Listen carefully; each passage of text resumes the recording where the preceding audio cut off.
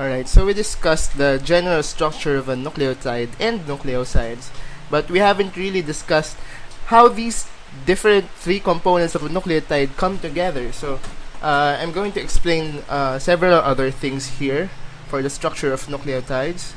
Alright, so one thing I have to note is we haven't reached carbohydrates yet, but I'm going to introduce this one.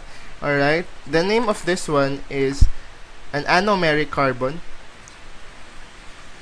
So I'll just get to the definition later on in carbohydrates, but if we have an anomeric carbon, we would get anomers or isomers that differ at the anomeric carbon, and it differs in the position of the attached substituent here. In this case, the attached substituent is a hydroxyl group.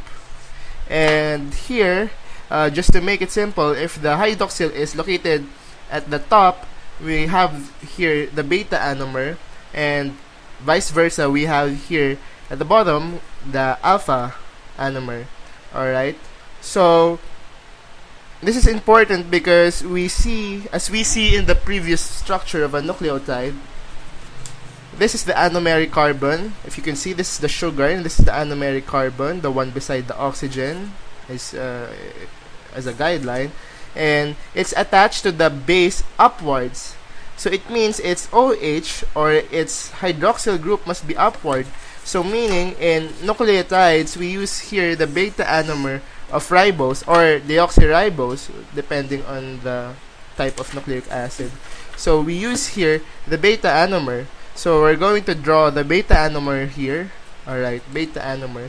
And we have here, I used this to denote a simplified version of the nitrogenous base. It looks something like this because whether you use purines or pyrimidines, the one that would attach to the anomeric carbon here is always nitrogen. Alright? In purines, it's this one, the lower nitrogen of the smaller ring, and obviously for pyrimidines, this one. So it's always this one which would attach to this.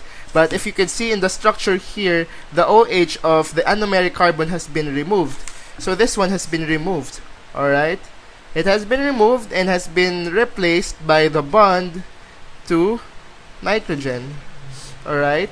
And now we see here a bond between a carbon and a nitrogen. And since this is a carbohydrate, bonds usually with carbohydrates are called glycosidic bonds. Glycosidic bonds.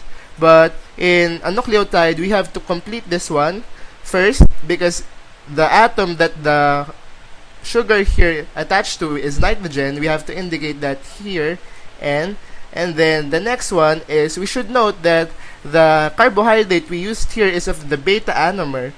So we complete the name of the bond by stating that we have here in a nucleotide an N-beta glycosidic bond.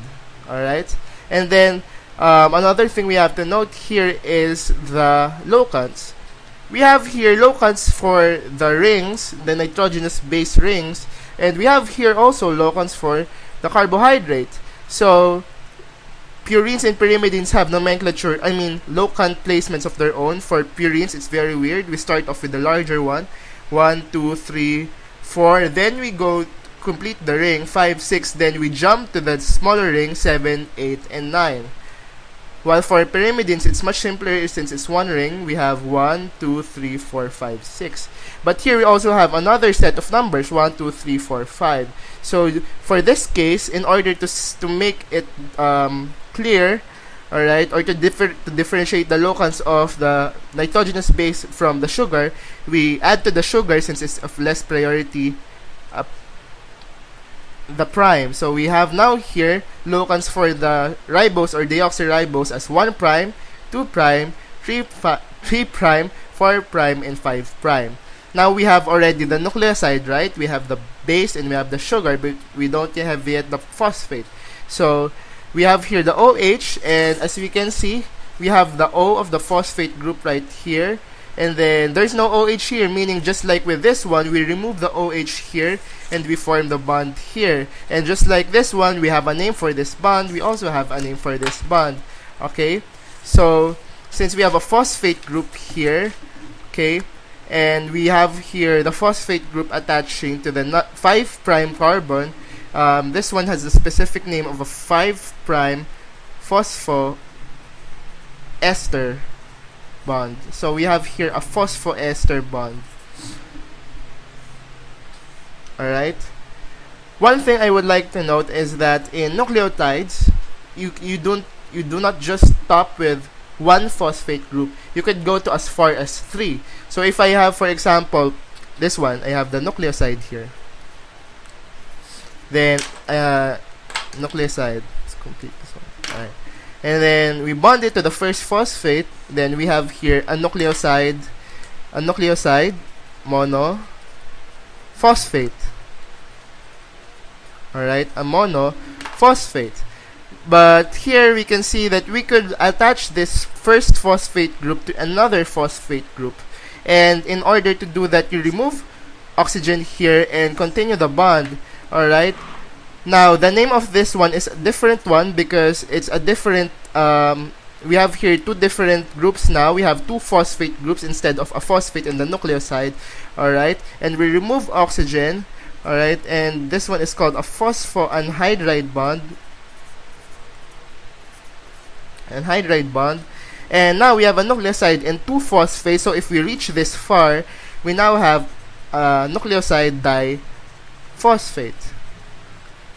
And if you add another phosphoanhydride bond, alright, now you have 3 phosphates, and this is the maximum that we see usually in nucleotides. We now have a nucleoside triphosphate. So that's it to complete the general structure of nucleotides and variations and bonds within the nucleotide.